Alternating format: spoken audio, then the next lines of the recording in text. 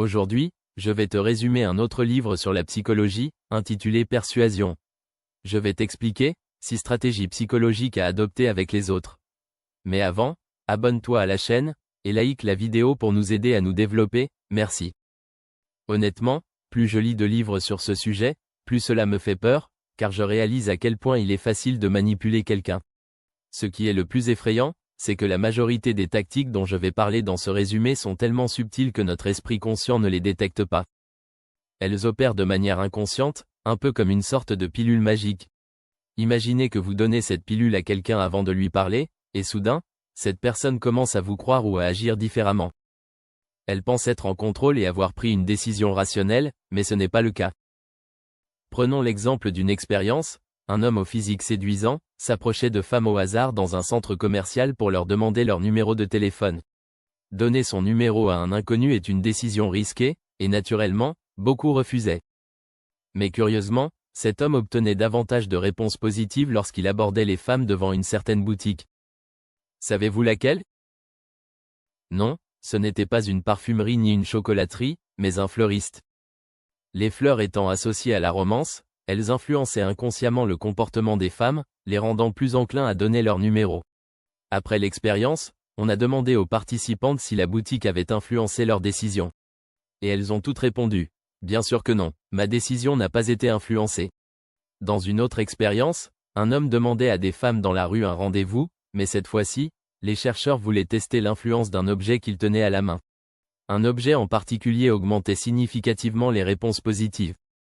Devinez lequel? L'objet est un étui de guitare. Pourquoi? Parce que la guitare évoque la créativité et l'attractivité, impactant inconsciemment les décisions des femmes. Un autre exemple, dans le domaine du commercial cette fois-ci. Une boutique de meubles en ligne a mené une expérience, où la moitié des visiteurs étaient dirigés vers une page d'accueil avec un fond d'image représentant des nuages, tandis que l'autre moitié voyait un fond avec des pièces de monnaie. Ceux qui avaient vu les nuages concentraient leur attention sur le confort des meubles, tandis que ceux qui avaient vu les pièces recherchaient les options les moins chères. Lorsqu'on leur a demandé si le fond d'image avait influencé leur choix, ils ont tous ri et nié. Pourtant, les résultats prouvent le contraire. Et qu'en est-il des mots? Peuvent-ils produire le même effet? La réponse est oui. Prenons l'exemple d'un vendeur qui avait du mal à vendre un produit à 75 000 $. Chaque fois qu'il mentionnait le prix, les clients tentaient de négocier, et ceux qui échouaient abandonnaient.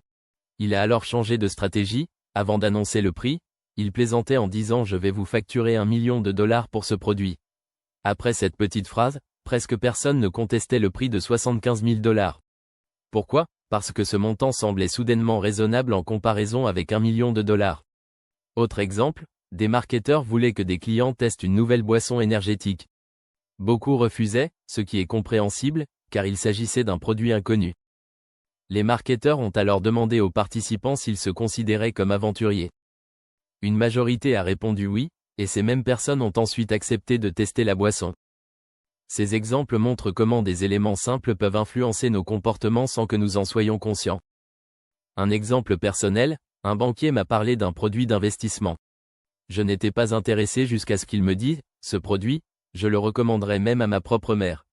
Cette phrase a instantanément éveillé ma confiance, car elle exploitait un principe fondamental, l'unité. Partager une identité ou une connexion renforce l'influence. Une autre étude fascinante a été réalisée en Belgique. On a montré à des enfants de 18 mois, des images d'objets domestiques avec différents arrière-plans. Certains voyaient une personne seule, d'autres 2 personnes éloignées, et d'autres encore 2 personnes côte à côte. Lorsque l'expérimentateur faisait tomber des objets, les enfants exposés à l'image des personnes côte à côte étaient 3 fois plus susceptibles d'aider. Cela prouve que ces mécanismes sont profondément ancrés en nous, au-delà de la logique. Enfin, pour appliquer ces leçons dans la vie quotidienne, voici quelques conseils pratiques. 1. Favorisez l'unité. Par exemple, offrez un produit à la famille d'un client plutôt qu'au client lui-même. 2. Choisissez les bons mots.